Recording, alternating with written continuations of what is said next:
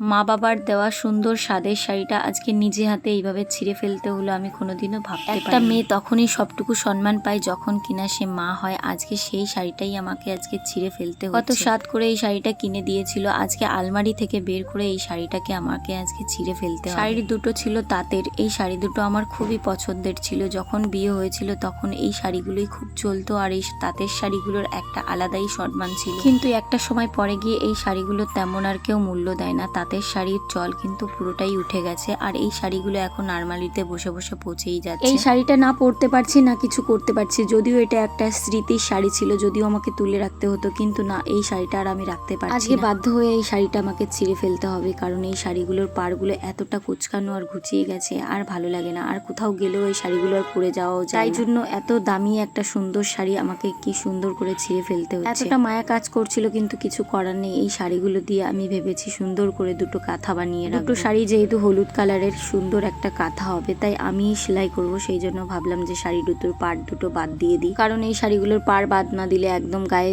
খোঁচা লাগবে। এই সব শাড়িতে কিন্তু পাড়গুলো ভীষণ খসখসে হয় আর ভীষণ চুলকায়, তাই আজকে বাধ্য হয়ে দুটো শাড়িকেই কিন্তু আমার ছিঁড়ে ফেলতে হবে। দেখো, এই শাড়িটা কিন্তু আমার স্বাদের শাড়ি ছিল, আর ওইটা দিয়েছিল আমাকে পিসিমা। শাড়িগুলো পুরো নতুন ছিল, কিন্তু এই পাড়গুলোর জন্য একদমই পরতে ভালো লাগে না। শাড়িগুলো কিন্তু খুবই সুন্দর দেখতে। আমার এই আলমারিতে এই দুটোই তাঁতের শাড়ি ছিল, আর টুকটাক যা আছে সেগুলো যদিও পরা যাবে, কিন্তু এই দুটো এতটাই পরেছি, এতটাই প্রিয় ছিল, কিন্তু এখন আর কোথাও পরে যাওয়া যাবে না, আর বাড়িতে তো পরাই যাবে। তাই ভাবলাম এই শাড়িগুলো দিয়ে একটা কাঁথা বানিয়ে রাখবো সুন্দর দেখে, কারণ এই কাঁথাটা দেখেও শান্তি লাগবে যে একটা স্মৃতি জড়িয়ে আছে। কাঁথা এমনই জিনিস যেটা কিন্তু একটা যত্ন, কিন্তু সবসময় যত্নেরই হয়, কারণ কাঁথা কিন্তু অনেক যত্ন করে অনেক দিন ধরে ধৈর্য ধরে বানাতে হয়, আর সুন্দর করে সেটাকে সাজিয়ে তুলতে হয়। শাড়িগুলো ছিঁড়তে আমার ভীষণ মায়া লাগছিল, তারপরেও কিছু করার নেই। কিন্তু এই যে প্রথমত দুটো শাড়ি সুন্দর করে ছিঁড়ে নিলাম, আর ভীষণই খারাপ লাগছে।